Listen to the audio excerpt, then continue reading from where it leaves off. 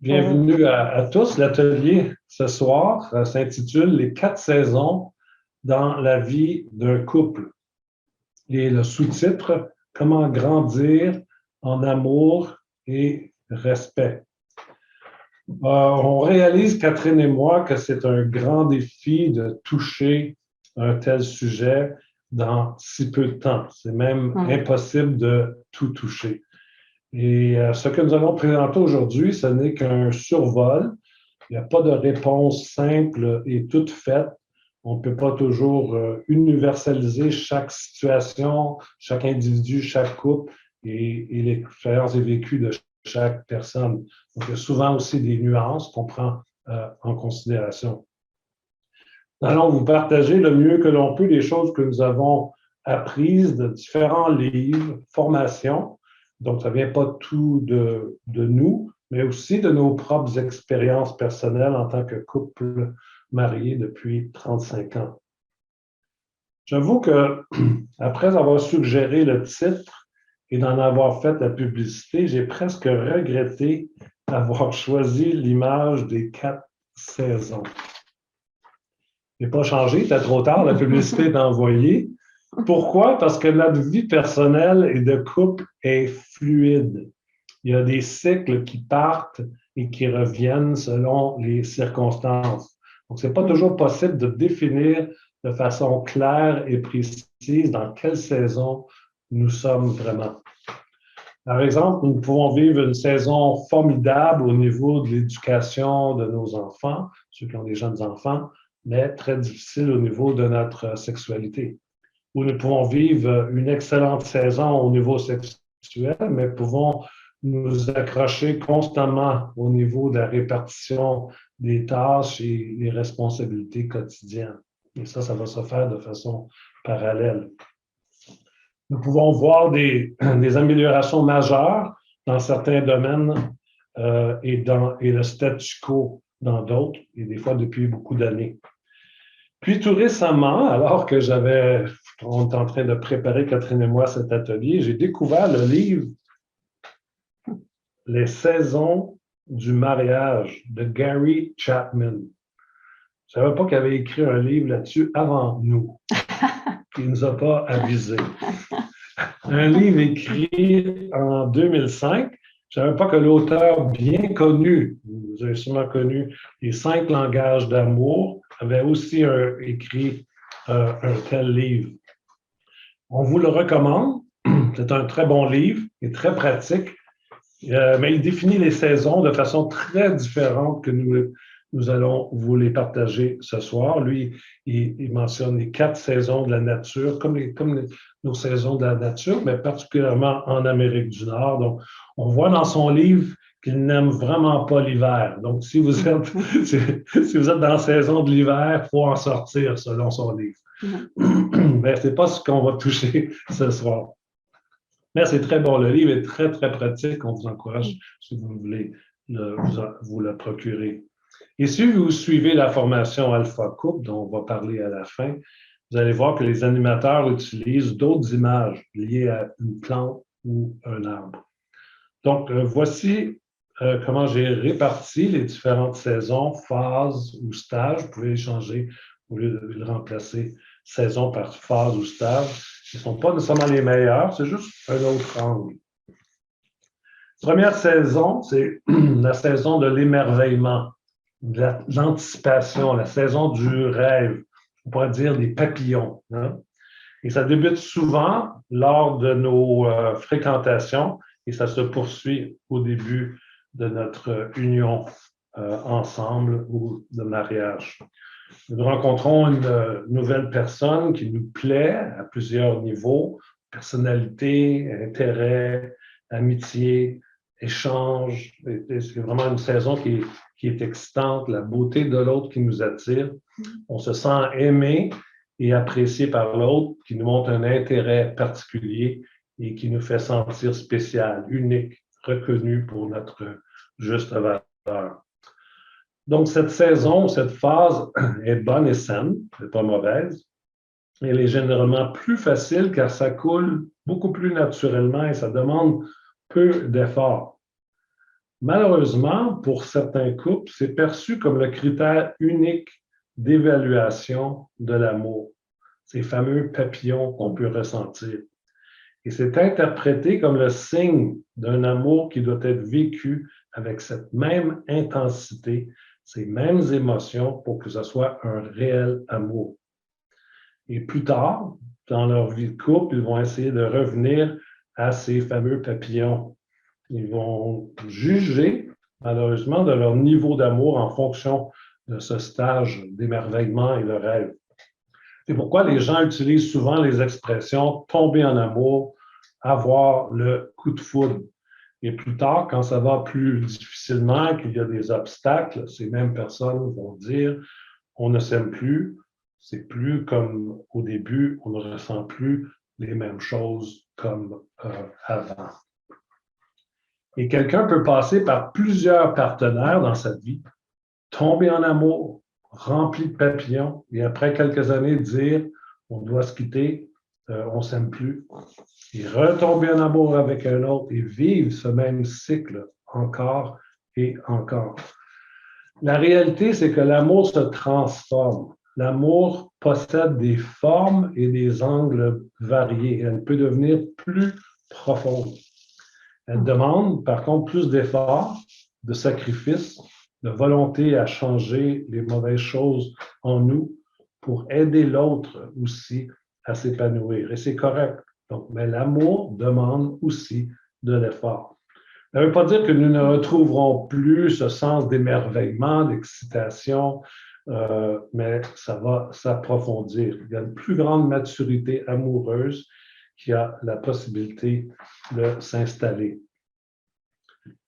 Saison numéro 2, c'est la saison de la réalité et de la routine. Saison de la réalité et de la routine. C'est la saison où on apprend à se connaître davantage. Nous reconnaissons que nous avons ce que nous avons en commun, mais aussi nos différences. Ce qui nous attirait dans l'autre au début peut devenir éventuellement une source même d'irritation. Catherine va aussi plus tard en parler. Juste par exemple, pour nous au début, ce que j'aimais de Catherine, c'était, j'aime encore, mais ce qui m'attirait encore davantage, c'était sa profondeur, sa facilité de se questionner, de réfléchir sur nos états d'âme, hein, et d'aller découvrir sur nos états d'âme, d'aller découvrir ce que nous vivions au niveau émotionnel et de l'expliquer avec des mots. Mais à la longue, je trouvais ça trop intense. Hein. Je me disais à l'intérieur, je ne disais pas toujours verbalement, OK, Catherine, prends une pause un peu, là. On n'a pas besoin de tout analyser et tout creuser. Et avec le temps, ben, je me suis adapté et je vais en parler plus tard. Mais les choses qui nous attirent vers l'autre, parfois, il y a un aspect qui va nous irriter aussi. Donc, pour revenir à cette saison de la réalité et la routine, c'est dans cette phase que nous avons l'opportunité de bien décortiquer, l'opportunité de bien décortiquer et d'interpréter ce qui se passe dans notre couple et d'en découvrir la dynamique et aussi la possibilité de la gérer. Par contre, si nous ne faisons pas attention, c'est là que nous pouvons commencer à percevoir l'autre comme une menace à notre bonheur ou une menace à notre bien-être. C'est dans cette phase où nous pouvons suivre une formation pour être mieux équipés. Pour certains, ils vont choisir d'être coachés même par un couple mature ou consulter quelqu'un en relation d'aide. Il ne faut pas attendre d'être au bout du rouleau et prêt à se divorcer avant de chercher de l'aide. Catherine et moi, à un moment donné, nous avons vécu un moment de rafraîchissement spirituel très, très fort, très intense. Et Catherine changeait beaucoup. Moi aussi, mais elle changeait plus que moi. Et ce n'est pas parce qu'elle avait plus à changer que moi. Elle devenait de plus en plus affermie avec elle-même et développait davantage ses convictions personnelles. Elle était plus sûre d'elle-même. Donc, nous pensons toujours qu'un changement positif dans l'autre va être un encouragement pour nous, mais elle n'était plus la femme que j'avais mariée. Et j'avais maintenant à m'adapter à une nouvelle femme et ce n'était pas facile. Donc, nous avons vécu à la fois un grand renouveau spirituel, mais en même temps de grandes tensions comme on n'avait jamais vécu dans notre couple. Et c'est alors que nous sommes allés chercher de l'aide d'une personne chrétienne qualifiée en relation d'aide. Et seulement quelques rencontres nous ont aidés et outillés. Je ne dis pas que pour chaque couple, ça va prendre que quelques rencontres, mais on n'a pas attendu trop longtemps pour pouvoir aller faire, comme on dit en québécois, un tune-up, de faire vraiment un arrangement comme on fait avec nos voitures. Et nous sommes contents, vraiment aujourd'hui, de ne pas avoir attendu trop tard et que nous n'avons pas eu honte d'aller consulter. Des fois, il y a des gens qui peuvent avoir une certaine honte. Donc, dans cette saison de découvrir la réalité, il y a aussi la routine qui s'installe. Et la routine, c'est une chose normale de la vie. C'est pas un ennemi. Et la routine n'est pas mauvaise en soi. Nous devons tout simplement apprendre à la réinventer, à la vivre de façon différente. À développer un sens d'émerveillement, d'appréciation puis de reconnaissance envers Dieu pour toutes ces petites merveilles qui nous échappent au quotidien. Mais aussi apprendre à apprécier le bon côté de notre partenaire et non voir seulement les défauts. C'est la saison de notre vie de couple où nous devons nous asseoir peut-être plus sérieusement pour discuter et comment réactiver la romance, les sorties, les temps de qualité ensemble et surtout si nous avons des enfants qui demandent de l'attention. Catherine va davantage parler sur comment célébrer nos différences, comment les apprécier, comment les accepter et vivre le moins de frustration possible. Donc, en résumé, nous avons vu cette saison 1, saison d'émerveillement, de papillons, saison 2, saison de la réalité et de la routine, et maintenant la saison numéro 3, qui est une saison d'un amour soudé et épanoui. C'est pas un amour parfait ou idéal, mais c'est un amour plus mature et réaliste. C'est un amour qui a su bien passer à travers le feu des épreuves d'une bonne façon, parce qu'on peut passer par le feu des épreuves d'une mauvaise façon, et trouver une bonne dose d'harmonie. C'est une saison où on apprend à faire certains deuils sur des attentes peut-être exagérées que nous avons eues ou même que nous avons encore. C'est pas le summum, c'est pas le sommet, car nous pouvons toujours nous améliorer. C'est un stage où nous devons aussi même faire attention de ne pas dire « Ah, nous avons un bon mariage solide, une relation forte qui ne peut se détruire. » On doit toujours être sur nos gardes sans être paranoïaque, car parfois il y a des circonstances qui peuvent survenir et vraiment nous déstabiliser. Dans la Bible, il y a 1 Corinthiens 11, 29 qui dit « Ainsi donc, que celui qui est debout prenne garde de tomber. » Dans cette saison d'un amour soudé et épanoui, nous connaissons davantage nos forces et nos faiblesses, nos lieux vulnérables et fragilités, ainsi que ceux de notre conjoint ou conjointe. Nous faisons des efforts tangibles dans les domaines de notre vie qui affectent l'autre négativement. Et cette saison crée un lieu plus sécuritaire où nous pouvons être authentiques et transparents l'un avec l'autre, ou du moins grandir dans cette transparence et cette authenticité. Nous devenons plus francs, mais avec plus de tact et de respect dans nos propos. Dans cette phase, nous avons pu développer une humilité et prêt à nous remettre en question davantage. Un plus grand réflexe aussi à demander pardon et admettre nos torts et maladresses. Donc, la première saison, l'émerveillement, l'anticipation, le rêve, les papillons. Deuxième saison, la réalité et la routine. Troisième saison, un amour soudé et épanoui.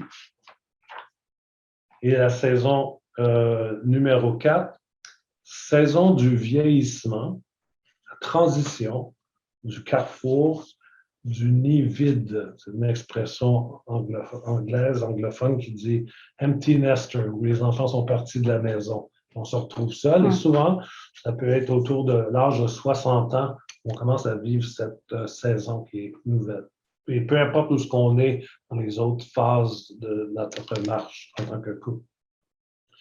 Lorsque nous arrivons à l'âge de la retraite, que nous la prenions ou pas, on voit la vie d'une autre façon, d'une perspective différente. C'est ce que le vieillissement fait.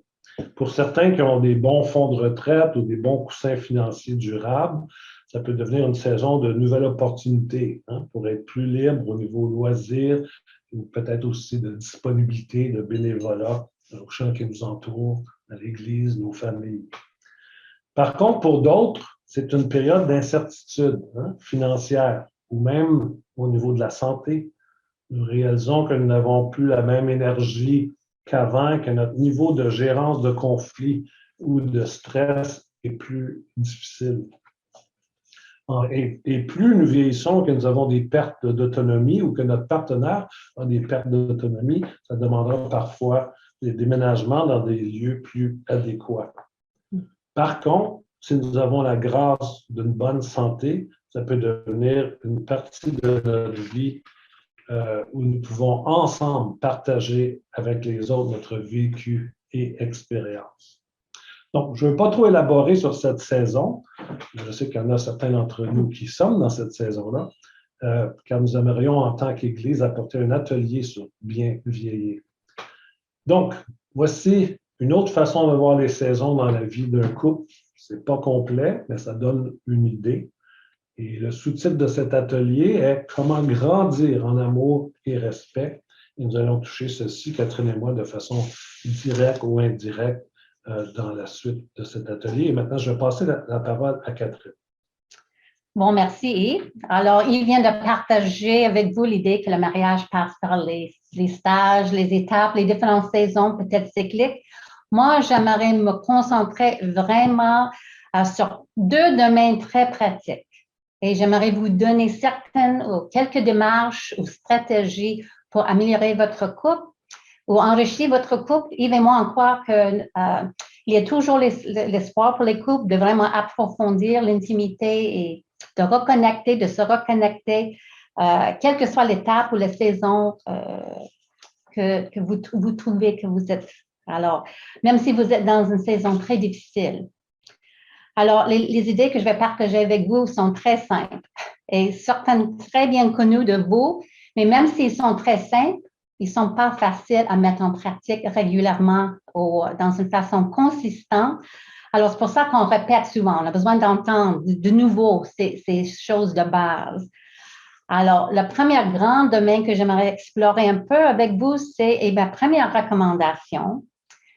Et ça, c'est d'identifier et de résoudre les blessures et les conflits et les malentendus du passé et du présent liés avec votre couple. Alors, c'est ça. Résoudre les conflits dans la mesure du possible, le plus vite que possible et ne laisse pas le poussière accumuler en dessous ou sous le tapis. Alors, dans la Bible, en Éphésiens 4, 26, ça dit « Soyez en colère, mais ne péchez pas et ne laissez pas le soleil se coucher sur votre colère. » Alors, réglez les choses au fur et à mesure et Yves va revenir à ce bon passage tout à l'heure. Mais je sais et je reconnais que nous avons tous blessé ou offensé notre partenaire à un moment ou un autre. C'est clair. Peut-être nous avons oublié une petite, pas une petite, même un grand événement important. On n'a pas tenu une promesse. Peut-être nous nous plaignons souvent. Mais une chose que j'ai remarqué qui blesse vraiment notre partenaire et nuit à notre mariage, c'est lorsque un de nous, ou nous deux, nous avons une attitude condescendante qui est démontrée par nos gestes, notre regard, juste notre posture qui est méprisant et vraiment, et lorsque nos paroles sont critiques et on rebaisse notre partenaire, ça nuit beaucoup à notre mariage. Et je sais que c'est très facile de devenir trop familier avec notre partenaire, avec le temps, et en dire des choses blessantes qu'on n'oserait jamais dire à quelqu'un d'autre. Alors, et le mépris, ça montre vraiment le manque de respect. C'est un problème pour beaucoup de couples dans le long et ça érode beaucoup et progressivement et graduellement la sécurité et la confiance dans le couple et éventuellement ça toute l'intimité complètement. Et un des éléments, et là j'aime toujours mettre l'accent ici, un des éléments le plus important pour un couple est que nous nous sentons en sécurité les uns avec les autres et que nous pouvons être nous-mêmes.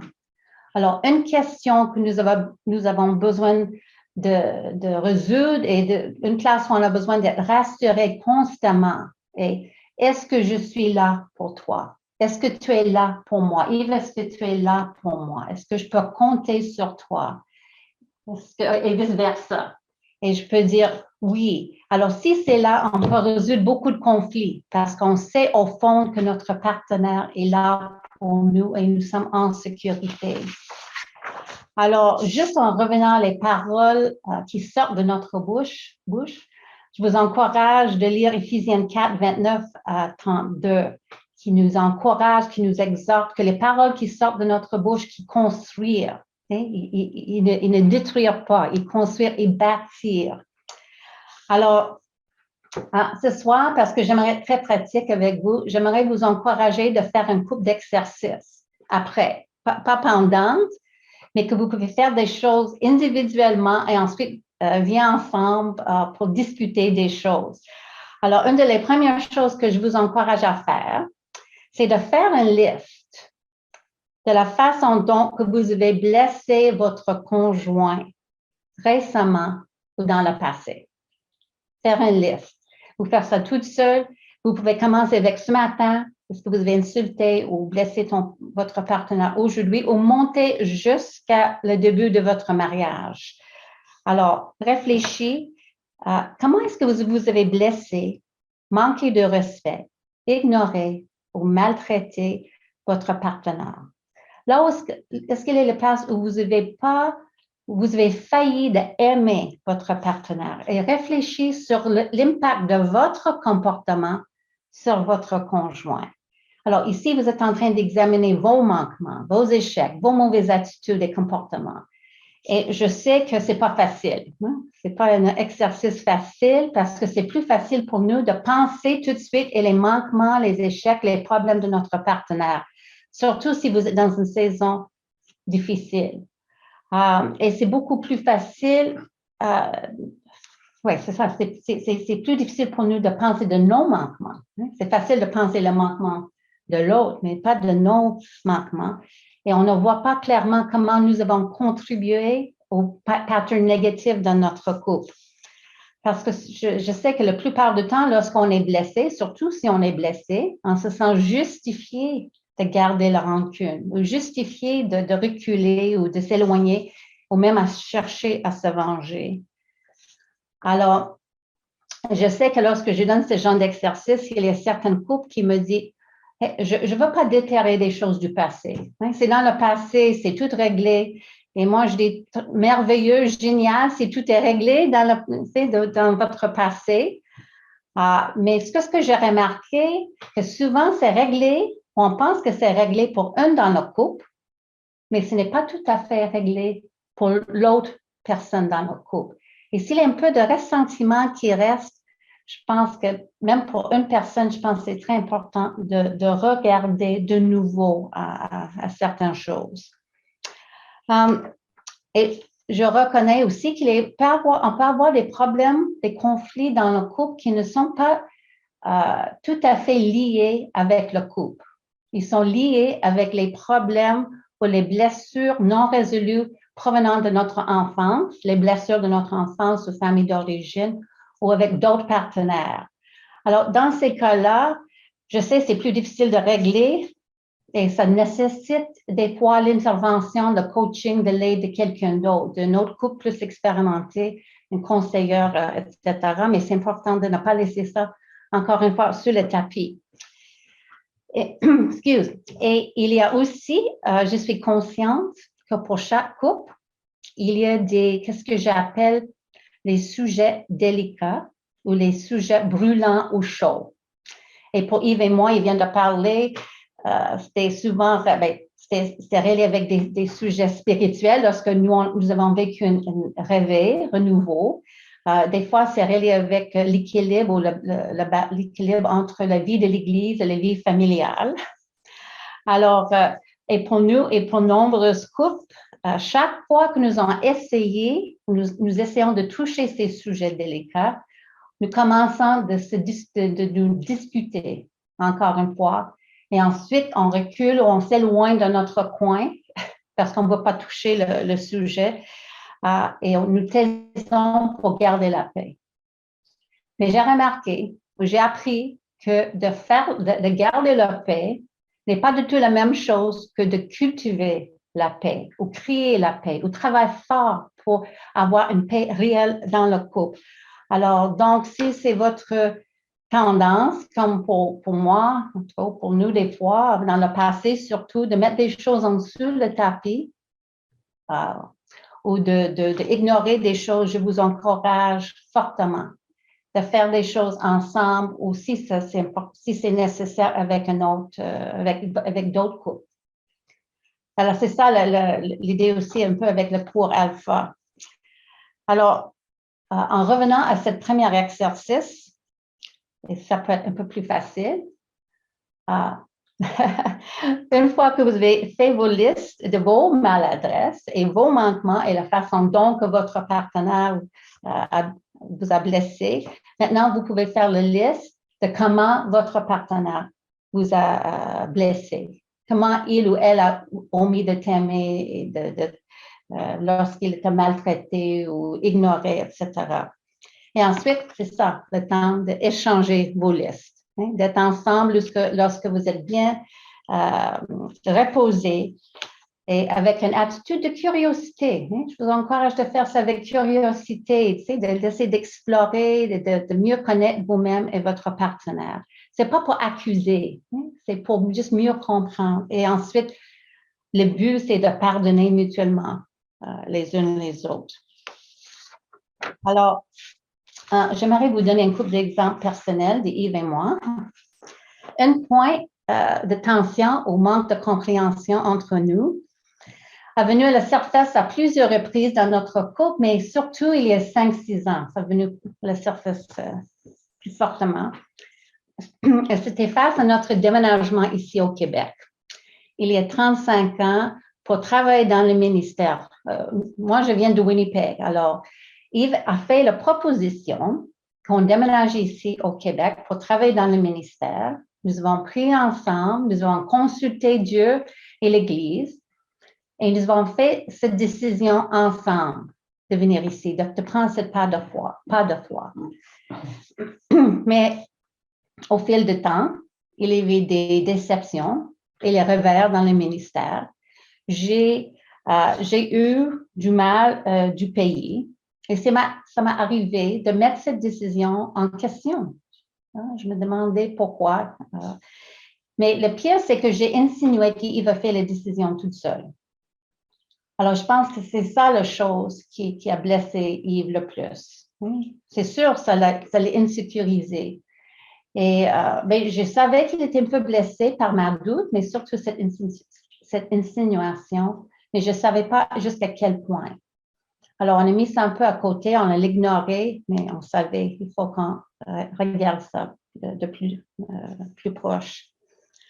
Alors, c'est ça. Encore une fois, on essaie d'être ensemble, d'écouter le cœur de l'un et l'autre, d'écouter activement, de ne pas accuser. Et éventuellement, j'ai mieux compris le cœur de Yves et on a demandé pardon mutuellement. Et je peux vous dire avec assurance, je suis très contente d'être ici au Québec, avec vous dans cette belle province. Alors, un autre petit problème entre Yves et moi était relié à notre sexualité ou à notre intimité du couple, dans le couple. Moi, j'étais satisfaite. Moi, j'étais contente avec le niveau d'intimité qu'on avait et je n'ai pas vraiment vu un problème.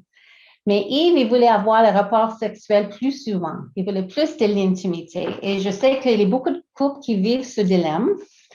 Et nous pouvons être tentés de minimiser ce problème ou cette différence entre nous. Mais un conseiller conjugal a proposé que si ça va très bien dans votre couple, tous les deux, vous êtes satisfaits avec votre sexualité et nous n'avons pas besoin d'accorder beaucoup d'importance à ce domaine de notre vie. Ça va bien, on est satisfait, on peut féliciter les uns les autres parce que c'est vrai, on passe plus de temps en dehors de la chambre couchée que dans la chambre couchée. Par contre, si un dans le couple n'est pas satisfait, on a besoin d'accorder plus d'attention qu'on pense à ce domaine de notre vie. Alors, Dan Allender, qui est une thérapeute chrétienne que j'aime beaucoup, j'apprécie, il a dit que la sexualité est la musique du mariage. Alors, imaginez-vous la vie sans musique. Et je suis vraiment convaincue que Dieu veut qu'on vive un épanouissement, qu'on soit très épanouis dans ce domaine de nos vies. Alors, Yves, même si pour Yves et moi, on était un peu mal à l'aise d'aller en profondeur avec ça, entre cet aspect, on a choisi encore de ne pas remettre le sujet en dessous le tapis. Et quand on était détendu, pas lorsqu'on est en train de faire l'amour, mais lorsqu'on était détendu et à part, on essaie d'aborder le sujet sans s'accuser l'une et l'autre.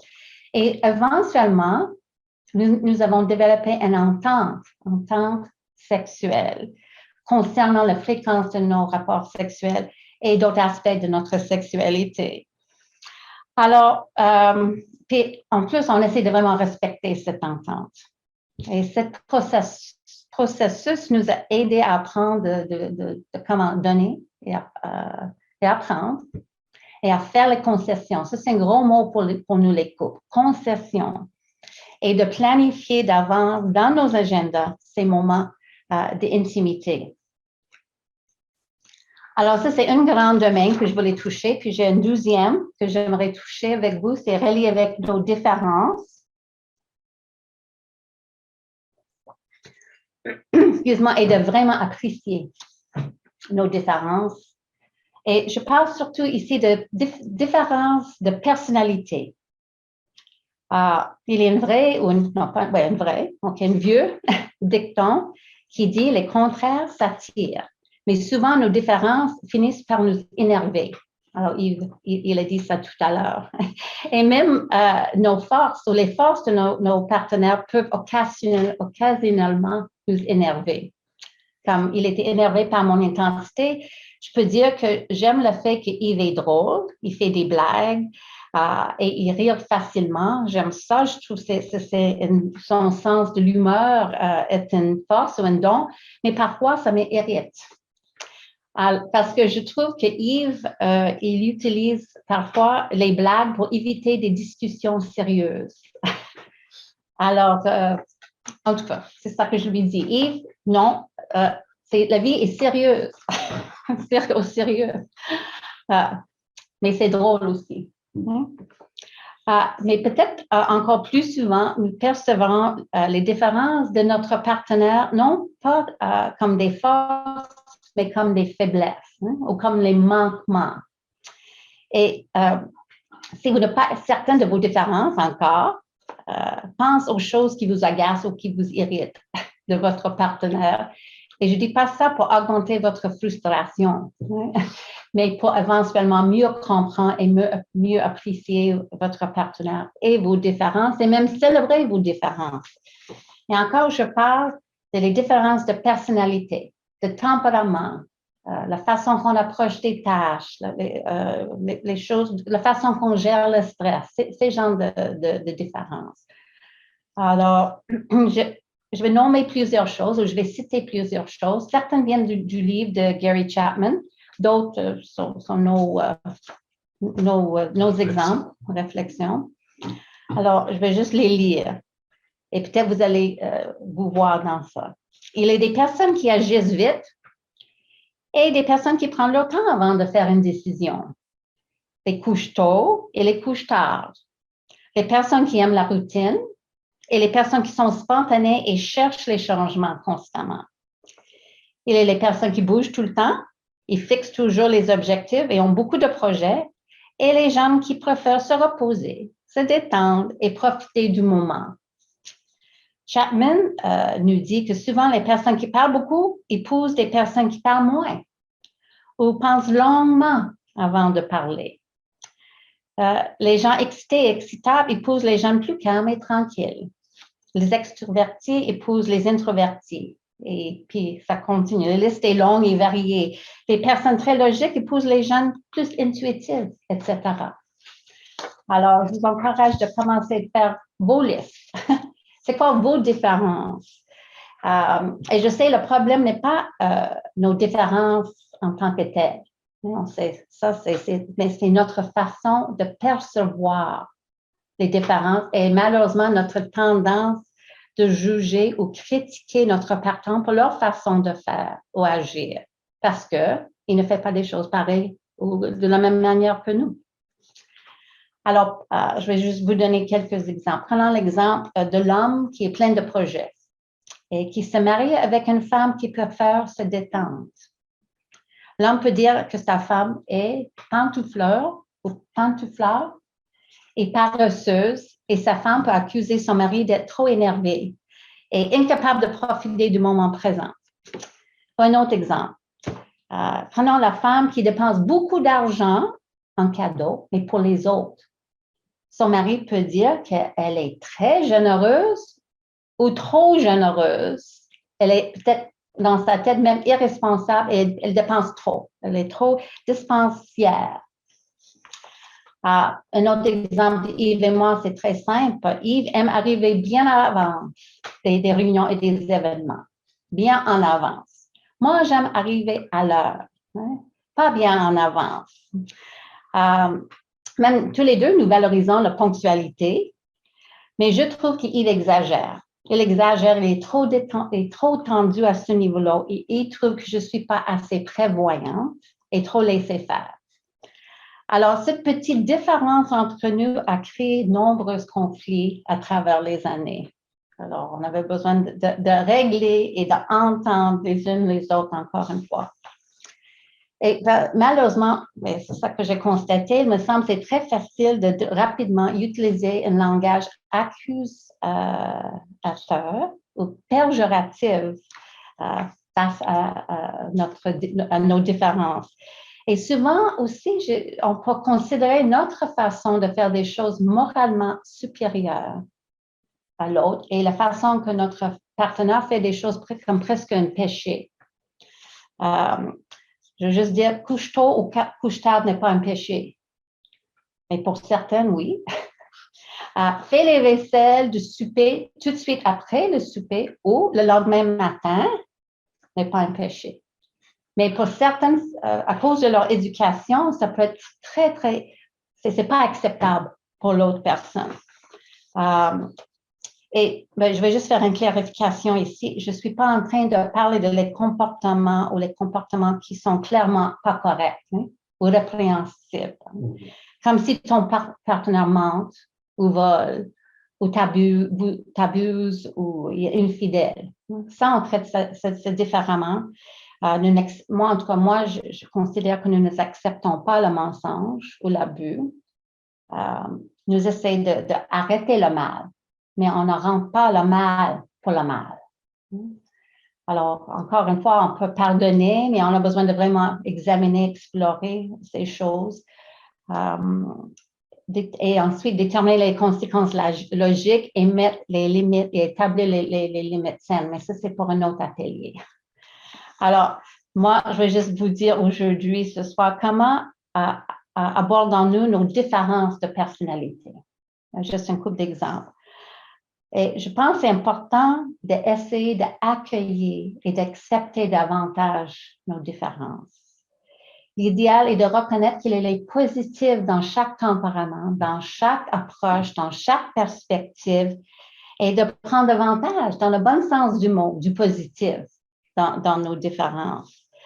On peut même tirer les leçons et apprendre les choses de notre partenaire Et si nous sommes capables de faire les concessions, nous pouvons vivre dans un plus grand équilibre. Et j'aimerais encore vous donner quelques exemples de ça. Considérant encore l'exemple de la mari qui accuse sa femme d'être paresseuse et pantouflarde. Il peut changer sa perspective et plutôt se dire, ou dire ça, oh, c'est vrai, elle sait bien comment relaxer. C'est bon ça. Elle sait bien comment profiter du moment. Peut-être je peux me ralentir un peu aussi et fixer des moments chaque semaine pour m'asseoir à côté de ma femme et regarder une émission, son émission préférée sur la télévision. Et cette geste de bonté peut motiver sa femme de fixer des objectifs peut-être, des objectifs communs avec son mari pour améliorer quelque chose dans la maison ou faire d'autres projets. Alors, un changement de perspective. Et je vais juste vous donner un exemple d'Yves et moi, un dernier exemple. Et je passe la parole à Yves. Mais en général, je suis plus minutieux que Yves. Et je suis beaucoup plus préoccupée par les détails.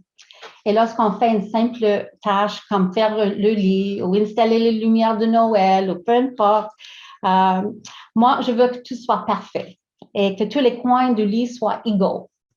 Mais pour Yves, c'est pas grave. Je peux passer mon temps à critiquer Yves. En fait, j'ai passé beaucoup de temps à critiquer Yves en lui disant que son travail était désordonné et pas bien fait. Et souvent, je le fais dans une façon taquinée.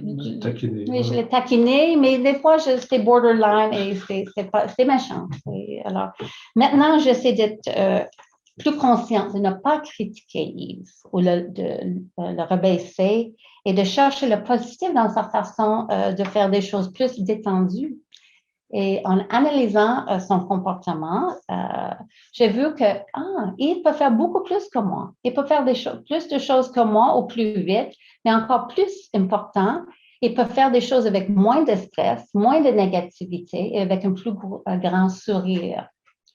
Alors, j'essaie de tirer le positif de quelque chose qui m'irrite parce que c'est sûr, je n'ai pas nos différences. Je peux encore préférer mon approche, mais je choisis de magnifier ou mettre l'accent sur le positif au lieu du négatif. Et Yves, il fait les coins ronds encore. Et puis, une autre chose qui m'irrite, c'est sa façon, il oublie les détails reliés avec l'ordinateur. Même si c'est à maintes reprises, j'essaie d'expliquer à Yves comment sauvegarder un document ou comment envoyer un document en pièce jointe, il oublie. Il ne comprend pas. Alors, par contre, Yves est très bon pour d'autres détails. Il est très bon pour d'autres détails. Il est super pour planifier des vacances, mais d'autres choses aussi. Il porte beaucoup d'attention sur les détails-là. Il fait des recherches, il étudie les cartes, il organise les excursions, etc. Il n'oublie jamais des dates importantes ou des tâches importantes et il garde ses promesses. Je sais que je peux compter sur lui. Alors, pour vous, une fois que vous avez identifié le positif chez votre partenaire, lorsqu'on parle des différences, c'est bon d'exprimer votre appréciation et mettre en mots, valider votre partenaire. Alors, pour terminer, je peux dire à Yves, Yves, je sais qu'autrefois, je te critiquais pour mon manque d'attention, pour ton manque d'attention aux détails et ta façon d'aborder des tâches. Mais je suis vraiment désolée, chérie. Et maintenant, je me rends compte que souvent, tu accomplis plus de choses que moi, mais avec un beaucoup plus grand et un beau sourire. Merci. Oh, merci, Catherine. Maintenant qu'on vous a tout dévoilé notre vie personnelle, c'est moi qui vais prendre la parole et dévoiler d'autres choses de notre vie personnelle. La partie dont je veux toucher ici, c'est les attitudes et comportements pour améliorer notre relation. C'est important d'avoir des bonnes attitudes et des comportements pour améliorer notre relation. Une fois qu'on réalise où nous en sommes et voyons des points à améliorer, une chose très importante, le premier point, c'est, ça peut sembler évident, mais c'est être prêt à changer. Être prêt à changer. Pendant des sessions de cours de préparation mariage que Catherine et moi donnions, Catherine elle avait une bonne question qu'elle demandait au couple, s'ils pouvaient s'engager à se faire une promesse, un genre de pacte, mais dans un bon sens du mot, avant même d'être mariés. Et c'était le suivant. Si un des deux partenaires croit qu'ils ont besoin d'aller chercher de l'aide extérieure pour régler des situations difficiles dans leur couple, l'autre s'engage à le faire, même s'il ne voit pas la nécessité de le faire. Et c'est évidemment quand tu es en préparation au mariage, pas de problème, les gens se disaient ça très facilement, sauf quand ils arrivent dans le mariage et l'autre peut souligner à l'autre conjoint, dire hey, il y a un engagement ici qu'on a fait. Et en effet, si c'est seulement un des partenaires qui vit des frustrations significatives et que ce n'est pas réglé, ou du moins abordé sérieusement, ça déstabilise un couple et ça l'affecte, même si ce n'est pas toujours apparent. Certains disent que les deux conjoints doivent avoir un désir égal d'améliorer et résoudre des situations difficiles. C'est en partie vrai. Mais ça peut aussi débuter avec un des conjoints qui le désire davantage et l'autre qui s'y engage graduellement. Par contre, par amour et respect pour l'autre, le conjoint qui en voit moins la nécessité se doit d'être ouvert et d'être proactif dans ce processus. Il doit être prêt à changer et sécuriser l'autre par son amour et son respect. Un autre point au niveau des attitudes et comportements pour améliorer notre relation, donc numéro 2, c'est choisir les bons moments et les bons lieux pour discuter ensemble de sujets délicats. Catherine l'a quand même mentionné aussi tantôt. De choisir les bons moments et les bons lieux pour discuter ensemble de sujets délicats. Un texte biblique que Catherine a mentionné, que nous utilisons, c'est un texte qui n'est pas juste pour les couples, c'est pour tout le monde, mais au niveau, lorsqu'il y a une dispute, c'est dans Éphésiens 4, 26, je vais le relire encore, mais c'est « Si vous vous mettez en colère, ne péchez point, que le soleil ne se couche sur votre colère. » C'est un très bon verset qui nous incite à régler nos conflits, en fait, le plus rapidement possible. Par contre, si nous nous disputons tard en soirée et que nous devons nous lever tôt le lendemain matin, il est mieux des fois de désamorcer la chicane en disant quelque chose comme « Chérie, je suis désolé de ce qui vient de se passer. Je crois que ça serait difficile de régler ceci maintenant, mais quand pourrions-nous en parler demain? À quelle heure qu'on peut en parler? » Et ensuite, se choisir un temps idéal où nous avons eu le temps de nous calmer et que nous ne sommes pas trop fatigués ou stressés. Pour Catherine et moi, même, c'est déjà arrivé que nous étions en pleine dispute en soirée et l'un a dû dire à l'autre, et ce n'était pas parce qu'on se levait tôt le lendemain matin, des fois même on était en congé, « OK, je vois que cette dispute ne va nulle part et que la conversation s'escalade et que ça va dégénérer. Est-ce que nous pourrions arrêter ici et s'en parler plus tard à un autre moment donné? » Et nous avons continué la soirée en regardant un film, sachant que nous pourrions empirer la situation si on s'y mettait tout de suite parce qu'on était trop escaladés l'un envers l'autre. Par contre, il est extrêmement important d'y revenir le plus tôt possible. On ne laisse pas traîner cela. Et des fois, il faut dire quand est-ce qu'on va le faire. Il ne faut pas laisser des jours traîner. Et même quand nous ne nous disputons pas, mais que nous devons toucher des sujets plus sérieux, il est nécessaire de trouver un temps et un lieu propice où les deux sont bien disposés. Et une fois la conversation entamée, l'amour et le respect entrent encore une fois en ligne de compte. Il ne faut pas non plus voir l'autre comme un ennemi à combattre, mais comme un allié et collaborateur qui peut nous aider à nous améliorer. Ne pas voir l'autre comme un obstacle ou un boulet à notre pied, nous empêchant d'avancer ou de nuire à notre bonheur. Un exemple personnel, j'avais dit, des fois on est maladroit, hein, on est gauche. J'avais dit à Catherine au début de notre mariage que je l'avais mariée. Entre autres, je l'aimais bien, je la trouvais belle, gentille et tout. Je l'avais mariée parce que je ne voulais pas d'une femme qui était pour être un boulet à mon pied. Donc, c'était un compliment que j'essayais de lui faire. Je lui disais qu'elle n'était pas un boulet à mon pied et je ne voulais pas une femme. Donc, je l'avais choisie. Quel beau compliment. Et qui m'empêcherait d'accomplir la volonté de Dieu. Ça semble très spirituel.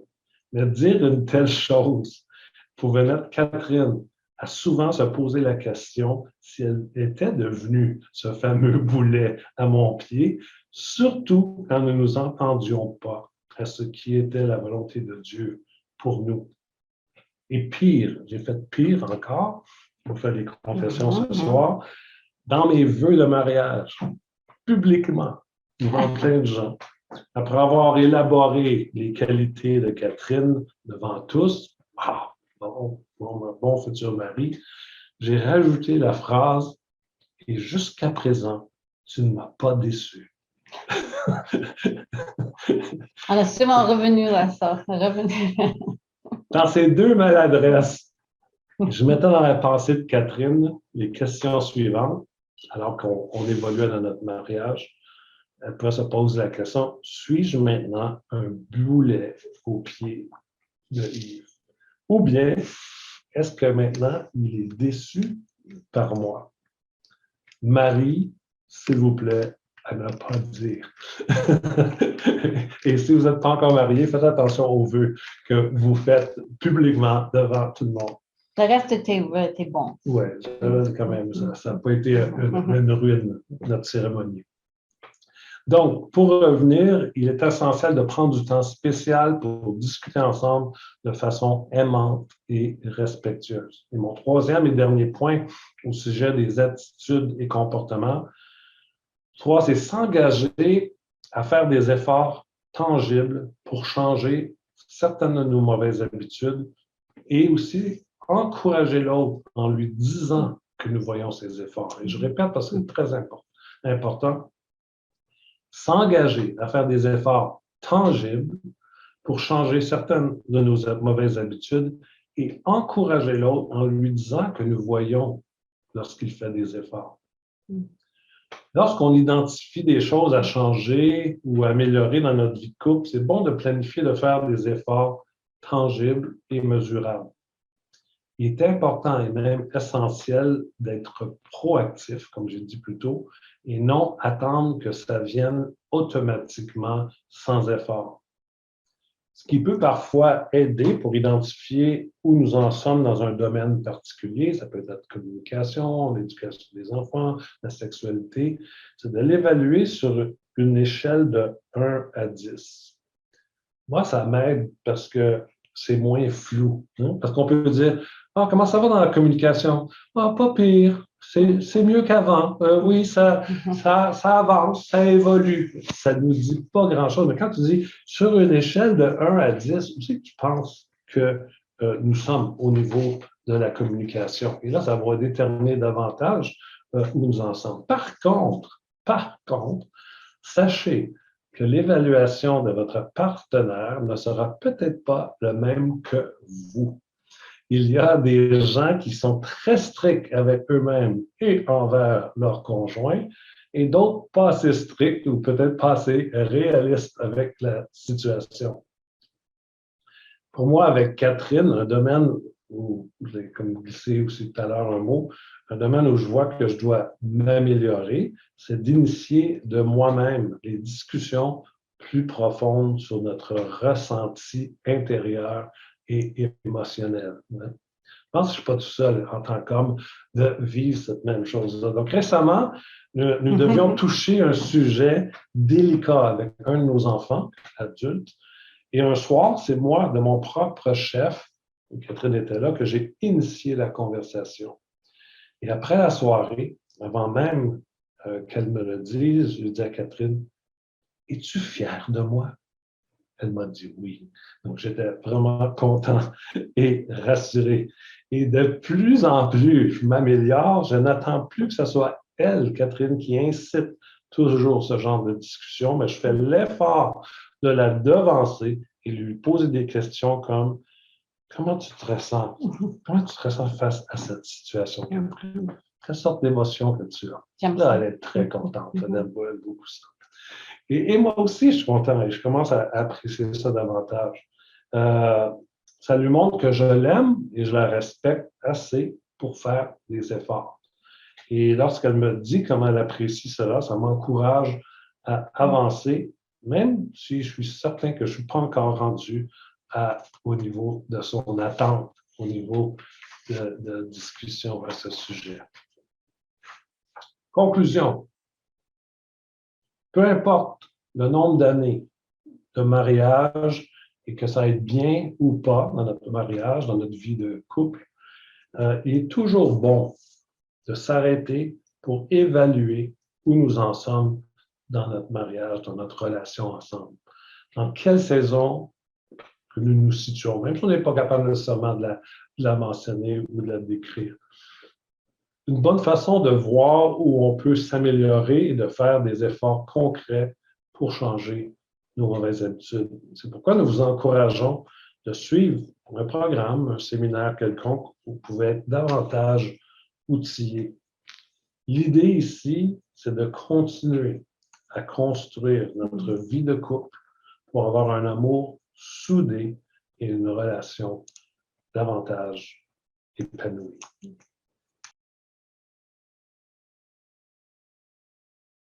Tout à fait. Donc, je vais répéter la question. La question, c'est quand il s'agit de changer de trait de caractère, quoi faire quand c'est quelque chose que nous avons, nous portons, que l'autre porte aussi depuis bien des années? Comment faire pour vraiment changer ses habitudes? OK. Moi, je veux dire, c'est pas un exercice facile. Hein? Ça prend beaucoup de réflexion, d'être à part et oui, de vraiment prendre le temps. Est-ce que je peux trouver quelque chose de positif dans ça? Et des choses, c'est certain que je sais, j'aime pas. Mais est-ce qu'il y a quelque chose un peu plus positif que je peux trouver pour commencer de changer la perspective? Je dis pas que tu vas complètement aimer cette trait de caractère, mais tu vas trouver quelque chose au moins un peu plus positif. Alors, mais c'est pas facile, je sais.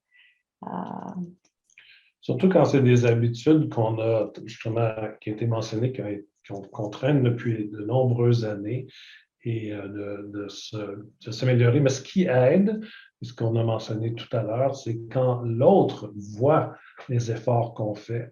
Parce qu'on a vu des fois, on a conseillé des couples et puis la personne a dit, je fais des efforts. Mais mon partenaire ou ma partenaire ne le disent pas.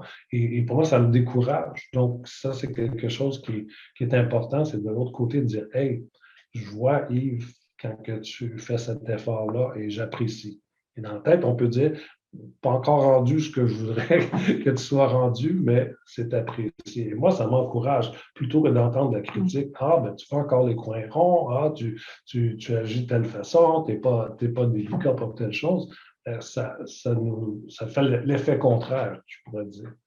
Donc, mais je pense aussi que si dans le couple, si mettons, c'est vous qui faites un effort de voir le positif dans le trait de caractère qu'autrefois t'agaçait, et tu fais un peu de changement dans votre attitude, ça peut, comme je dis, motiver l'autre partenaire.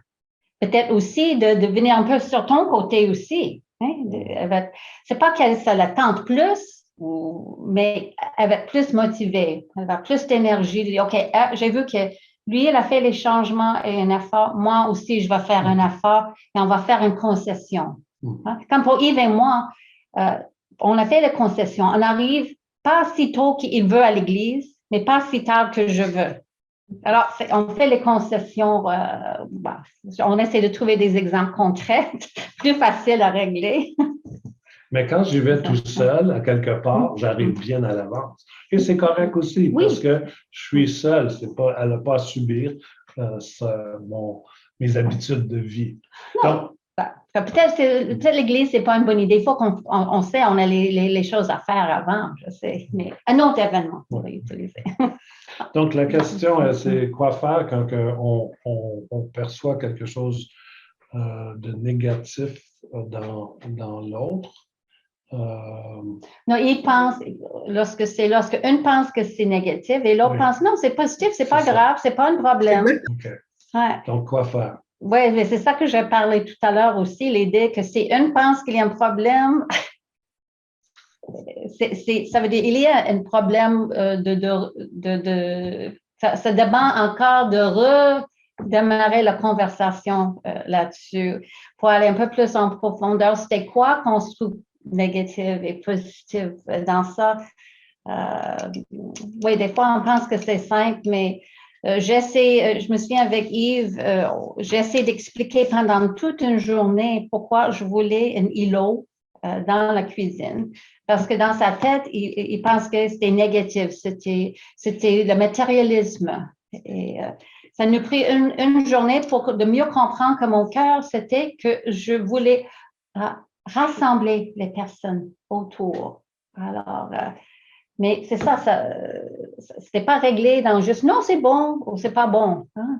C'est de vraiment le plus, de vraiment écouter le cœur de l'autre. Et si on ne comprend pas, aide-moi à comprendre. Est-ce que tu peux m'aider de comprendre davantage qu'est-ce que tu veux dire?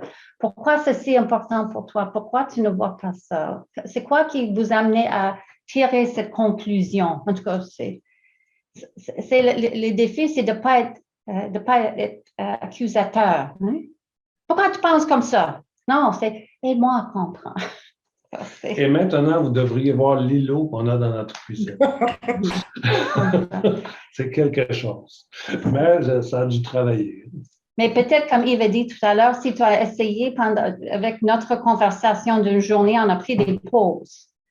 Parce qu'à un moment donné, on dit, bon, non.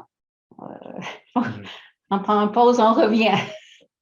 La personne a mentionné comment, lorsqu'elle essaie d'aborder cette situation-là, la personne se fermait et disait, bon, ben, je ne dirai plus rien parce que quand je dis ceci, on va me encore réaccuser et tout. Donc, qu'est-ce qu'on doit faire? Est-ce qu'on est dans un moment comme ça, on a besoin de chercher de l'aide?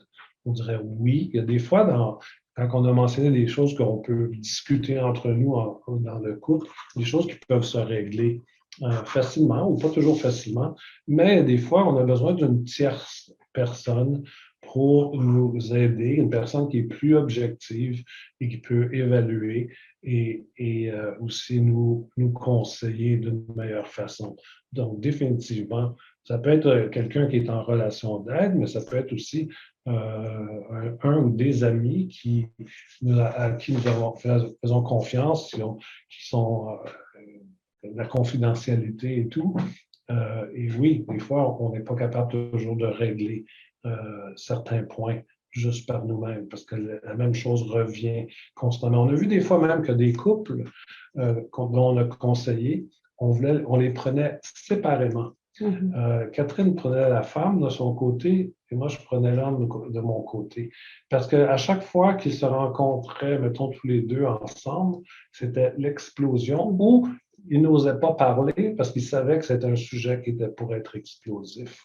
Donc, il fallait des fois désamorcer en Catherine touchant à certains sujets du côté de la femme et la préparer, et la même chose du côté de l'homme, pour qu'à un moment donné, ils soient capables de pouvoir venir ensemble et pouvoir discuter, parce que des choses qui ont été pas réglées, mais qui ont été dites, qu'ils ne pouvaient pas se permettre de dire quand tous les deux étaient ensemble. Oui, comme j'ai mentionné, il y a des sujets très délicats, hein, les choses, les patates chaudes, là, et là, les couples viennent très escalader. Et lorsque ça vient, qu'on est vraiment escaladé, souvent on a besoin de l'aide de quelqu'un d'autre pour nous aider, comme il a dit, de démorcer les choses. Mais quand même, entre-temps, c'est de rassurer notre partenaire qu'on n'est pas contre eux. Encore, c'est cette idée qu'on va réétablir la sécurité, qu'on est avec eux, on est alliés. Comme je me souviens pas l'auteur qui dit, on est alliés dans l'intimité. Hein? On n'est pas l'ennemi, on va aller contre c'est les mensonges et les comportements qui peut être l'ennemi, mais pas notre partenaire. Hein? Et on va rassurer et sécuriser notre partenaire oui, c'est difficile, mais je suis encore là pour toi. Alors, et ensuite, peut-être ça va l'aider d'être plus motivé d'aller chercher de l'aide. Hein. Je ne veux pas chercher de l'aide pour te rabaisser. Je veux chercher de l'aide pour qu'on trouve les solutions ensemble pour notre couple, pour notre famille. OK. Donc, merci. Donc, la question, bon, il y avait un point qui parlait de justement l'importance de l'amour, le désir de faire du bien, mais aussi qu'on devra, pour faire du changement, il faut avoir une prise de conscience. Et qu'est-ce qui arrive lorsqu'on sent qu'il n'y a pas pas de comptabilité, compatibilité dans le couple où ça devient très difficile. Ma réponse, ce serait qu'il y a sûrement eu, à un moment donné, dans le couple, une certaine compatibilité parce que les deux se sont retrouvés ensemble. Donc, il y avait quelque chose au début qui fonctionnait, qui les rendait compatibles l'un avec l'autre, mais parfois, c'est que justement, on a marché côte à côte et puis nos chemins se sont éloignés tranquillement jusqu'à temps qu'on soit comme presque des parfaits étrangers. Et c'est vrai que quand on permet ça, c'est parfois difficile d'y revenir. Et c'est là que des fois, on a besoin de l'aide extérieure ou des outils, du moins, pour comment apprendre à mieux communiquer parce qu'on s'est éloigné. Bon, évidemment, au niveau préventif, il faut travailler à ne pas se rendre à ce point-là, mais sûrement qu'il y avait des points de compatibilité et qui sont à revoir et d'être capable de renourrir ceci et puis de pouvoir s'asseoir et de pouvoir voir le bon côté aussi de l'autre personne. C'est certain que quand on commence à avoir des problèmes conjugaux, on va voir davantage les mauvais côtés qui vont sortir, puis vont être flagrants devant nos yeux. Et c'est là qu'à un moment donné, on est même plus capable des fois de communiquer l'un avec l'autre, avec respect, avec amour, parce qu'on s'est éloigné davantage. Donc, souvent, il y a un besoin d'un aide extérieure ou des outils pour le faire. Je pense que c'est rare qu'on peut dire finalement, il n'est pas de comptabilité. Compatibilité, moi aussi, j'ai la misère avec le mot. De complice, qui n'est pas. C'est comme Yves a dit, il y avait un moment donné, mais on l'a perdu parce que à cause des blessures, une accumulation des blessures et de disputes. Pour ça aussi, c'est bon, oui, comme Yves a suggéré, qu'on voit une autre personne qui peut nous aider dans ce cheminement d'avoir la prise de conscience. Des fois, c'est difficile pour que c'est juste le conjoint qui essaie de faire convaincre l'autre. C'est ça l'avantage des cours, hein, comme Alpha, parce que tu as des exercices et vous êtes là avec quelque chose devant toi. C'est moins menaçant que ça vienne de vous. Il faut que tu aies une prise de conscience. Non, on va juste regarder cette feuille, cet exercice, on va discuter ça. Souvent, ça donne une chance. Oui, ça donne une chance. C'est ça. Parce que je crois, et beaucoup de conseillers conjugales, ils ont trouvé que les couples sont capables de renouer, réanimer la flamme, même si ça semble que c'est fini. Parce que lorsqu'on est vraiment escaladé, c'est très difficile, mais c'est possible. C'est possible. Il y a de l'espoir, mais il faut vraiment s'encourager mutuellement l'un l'autre, même si on pense que l'autre ne fait pas d'effort ou il en fait peu, comme on s'attend. Et ça, on voyait que c'est un point gagnant dans la plupart des couples. Et des fois, les gens étaient découragés parce qu'ils mettaient plein d'efforts, mais l'autre ne voyait pas l'effort. Et ce n'était pas mentionné. Donc, c'est important. Donc, la question, c'est qu'arrive-t-il lorsqu'il y a un élément déclencheur qui arrive dans le couple et quoi faire quand l'autre est brimé et qu'on sent qu'on ne peut pas aller, du moins dans ce domaine-là, dans une même direction. C'est une bonne question. C'est Oui. difficile, puis on ne veut pas demander la chose en particulier. Oui. Des fois, ça aide, mais on ne veut pas demander. On est plusieurs ici. Quand on connaît la situation de part et d'autre, des fois, on entend la situation d'une personne, on peut entendre la situation de la femme, puis on écoute la difficulté, puis on dit, oh boy, oui, oui, oui, je comprends. Puis après, on entend le côté de l'homme, puis on dit, oh, là, OK, là, je comprends l'autre, c'est l'autre côté, l'autre verre. Ouais. Mais je pense que c'est toujours important de vraiment écouter et de comprendre davantage le tristesse de l'autre, la déception, hein, d'accueillir ça, de valider, d'offrir l'empathie, que vous êtes vraiment triste ou que tu entends. Peut-être tu n'es pas d'accord. On n'a pas besoin d'être en accord. Mais au moins, si on pourrait savoir accueillir qu'est-ce que l'autre personne sent et démontrer l'empathie, ça va aller loin. La personne est encore déçue, la personne est encore peut-être brimée, c'est le mot. Mais au moins, si on peut démontrer l'empathie, peut-être pour vous, ben non, pourquoi tu étais si affecté par ça? C'est pas si grave que ça. On peut dire ça, mais c'est très important qu'on peut dire, je suis vraiment désolée, j'entends et je comprends vis-à-vis les choses que tu m'as dit, je comprends comment tu sens. Que je sais, il n'est pas, c'est juste encore cette idée que je suis là avec toi. Désolée, je ne peux pas changer, peut-être on ne peut pas changer certaines choses. Yves, comme pour m'écouter, lorsque j'étais déçue, des fois, je voulais voir ma famille dans l'Ouest. Catherine, je suis vraiment désolée. Merci beaucoup pour les efforts que tu as faits, pour les sacrifices que tu as faits. Il m'a dit à plusieurs reprises, ça m'a aidé. Et j'ai vu plein de choses, bonnes choses, mais j'avais besoin d'être félicitée par lui. Là. Et, ou de voir que l'autre au moins tente de comprendre et que même si l'autre ne comprend pas, quand même est prêt à marcher avec l'autre aussi et qu'il y aura des concessions à faire ou des choses qui vont peut-être être différentes. Mais c'est certain qu'on a probablement tous, en tant que couple, des choses où on n'arrivera jamais à un consensus, mais on réussit quand même à avancer quand même.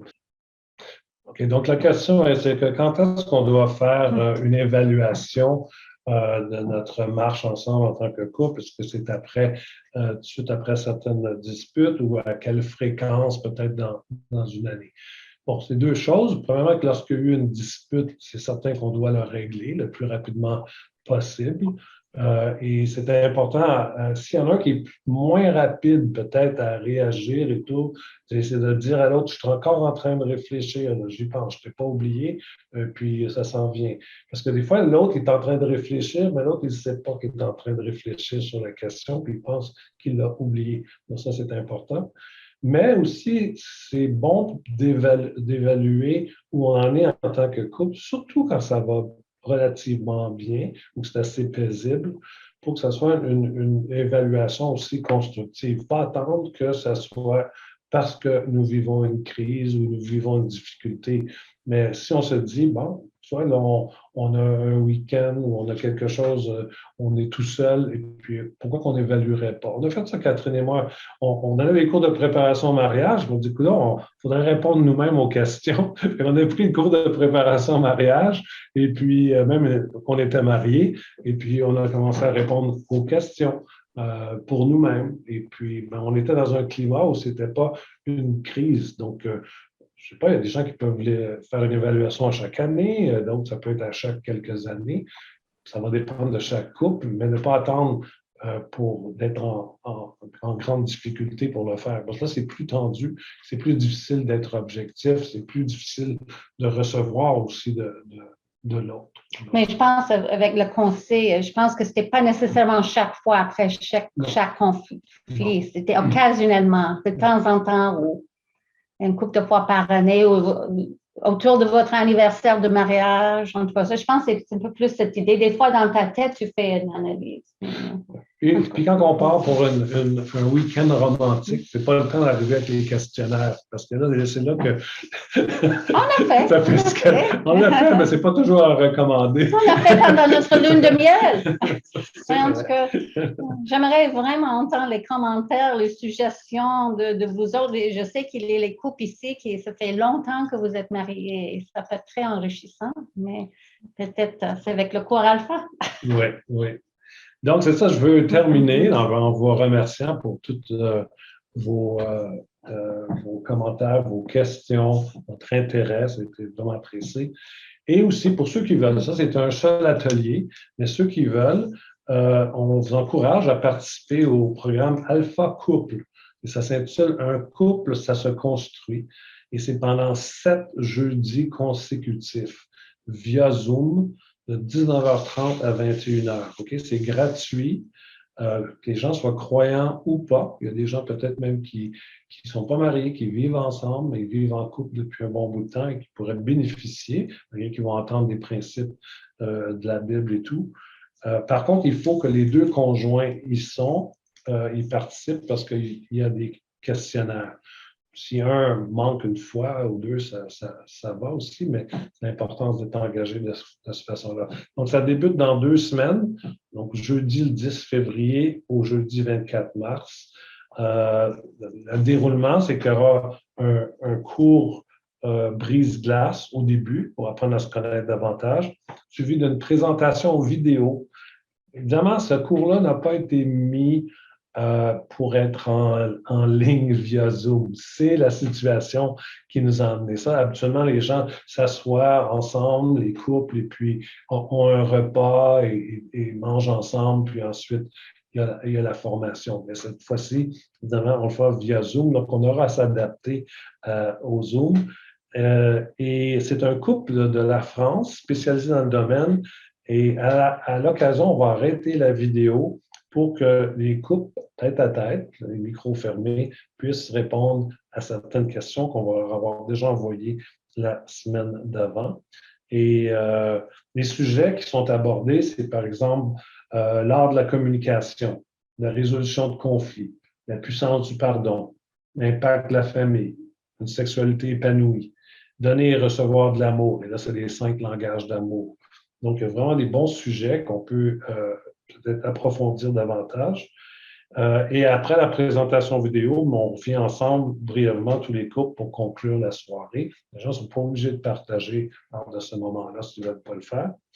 Et ceux qui veulent se procurer le manuel du participant, c'est vraiment un beau manuel, très, très bien fait, avec les notes en même temps du cours, plus d'exercices que vous allez en avoir lorsque nous allons faire les séances.